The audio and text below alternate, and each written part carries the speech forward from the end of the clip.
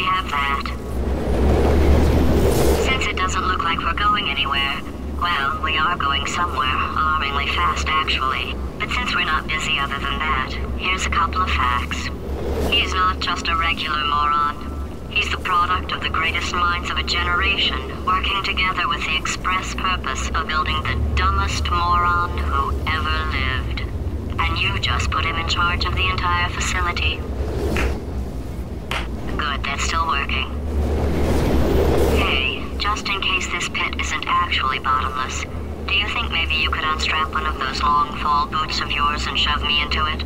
Just remember to land on one foot.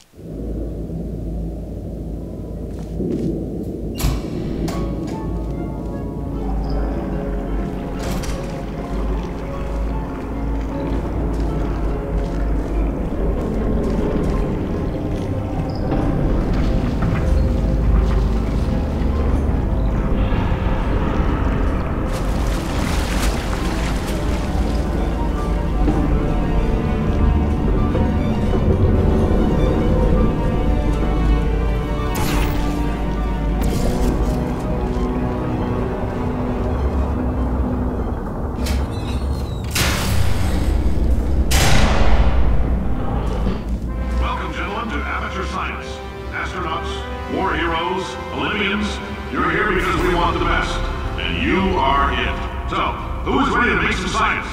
I am. Now, you already met one another on the limo ride over, so let me introduce myself. I'm Cave Johnson. I own the place. That eager voice you heard is the lovely Carolyn, my assistant. Rest assured, she has transferred your honorarium to the charitable organization of your choice. Isn't that right, Carolyn? Yes, sir, Mr. Johnson. She's the backbone of this facility. Pretty as a postcard, too. Sorry, fellas. She's married. To science. There's 1,000 tests performed every day here in our enrichment spheres. I can't personally oversee every one of them, so these pre-recorded messages will cover any questions you might have and respond to any incidents that may occur in the course of your science adventure. Your test assignment will vary depending on the manner in which you have bent the world to your will. Those of you helping us test the repulsion gel today, just follow the blue line on the floor. Those of you who volunteered to be injected with praying mantis DNA, I've got some good news and some bad news. Bad news is we're postponing those tests indefinitely. Good news is we've got a much better test for you. Fighting an army of mantis men. Pick up a rifle and follow the yellow line. You'll know when the test starts.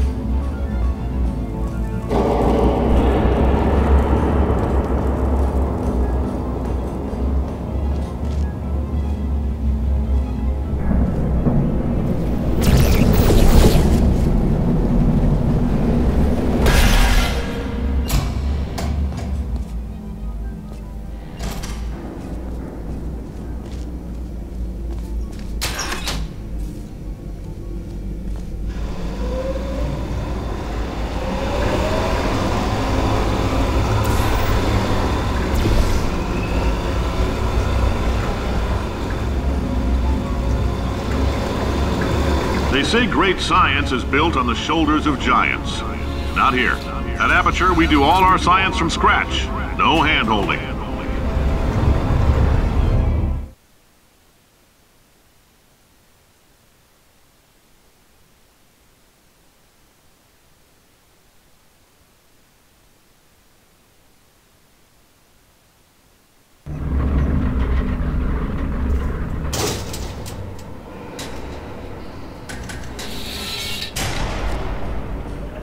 Let's get started.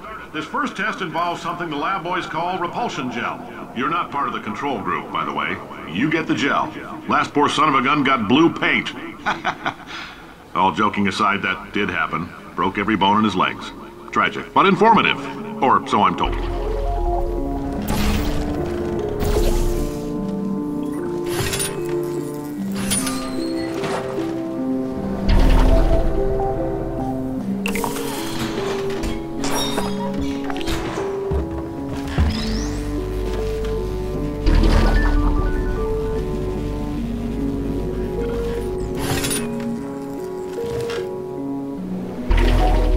Boys just informed me that I should not have mentioned the control group. They're telling me I ought to stop making these pre-recorded messages. That gave me an idea. Make more pre-recorded messages. I pay the bills here, I can talk about the control group all damn day.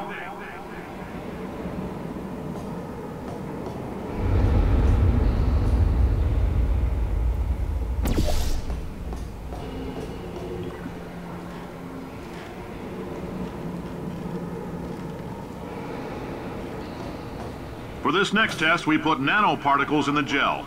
In layman's terms, that's a billion little gizmos that are going to travel into your bloodstream and pump experimental genes and RNA molecules and so forth into your tumors.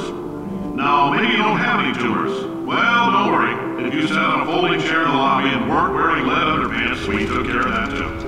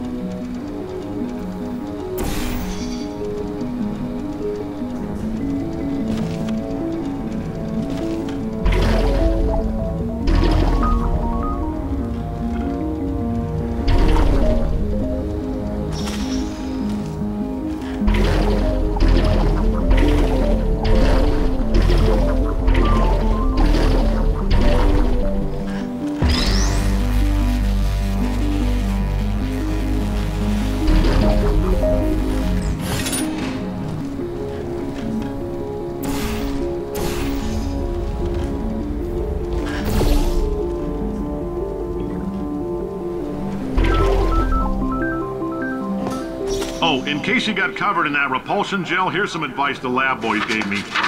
Do not get covered in the repulsion gel. We haven't entirely nailed down what element it is yet, but I'll tell you this, it's a lively one, and it does not like the human skeleton.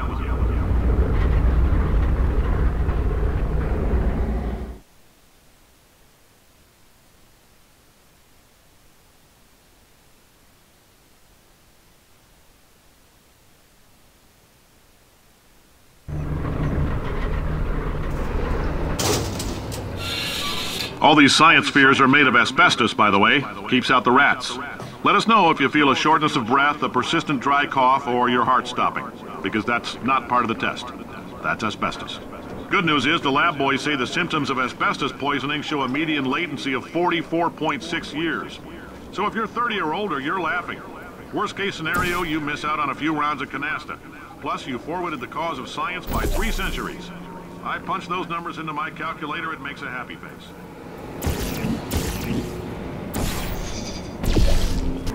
I like your style. You make up your own rules, just like me. Bean Counter said I couldn't fire a man just for being in a wheelchair. Did it anyway. Ramps are expensive.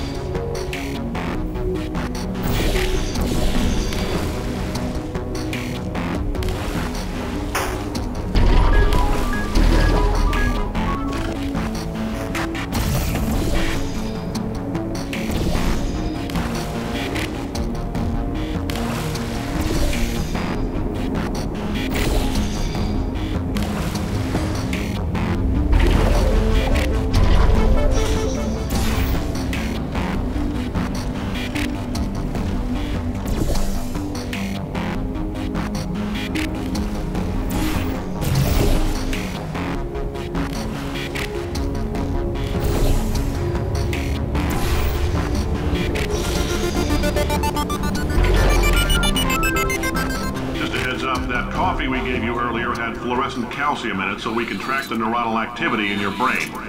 There's a slight chance the calcium could harden and vitrify your frontal lobe. Anyway, don't stress yourself thinking about it. I'm serious. Visualizing the scenario while under stress actually triggers the reaction.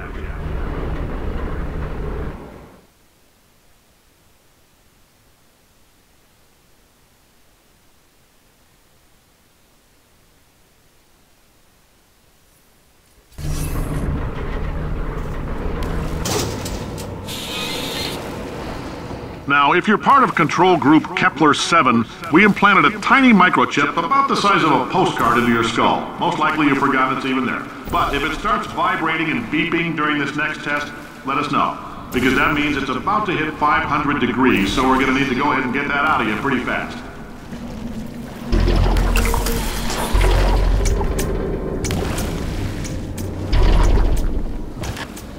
I'm telling them, keep your pants on. All right, this next test may involve trace amounts of time travel. So, word of advice, if you meet yourself on the testing track, don't make eye contact. Lab boys tell me that'll wipe out time. Entirely. Forward and backward. So, do both of yourselves a favor and just let that handsome devil go about his business.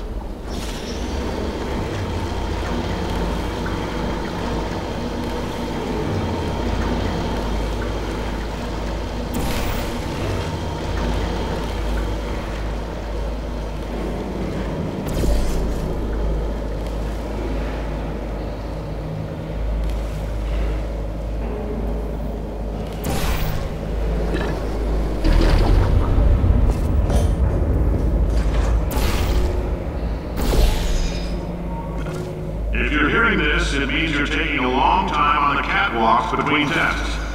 The lab boys say that might be a fear reaction. I'm no psychiatrist, but coming from a bunch of eggheads who wouldn't recognize the thrill of danger if it walked up and snapped their little pink bras, that sounds like projection. They didn't fly into space, storm a beach, or bring back the gold. No, sir, we did.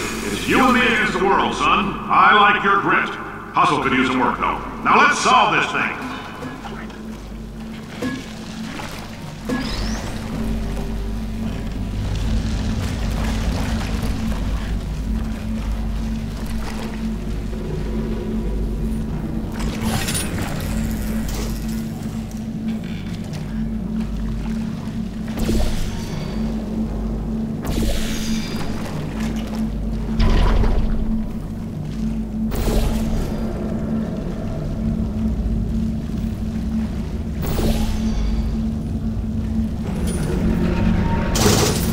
isn't about why, it's about why not.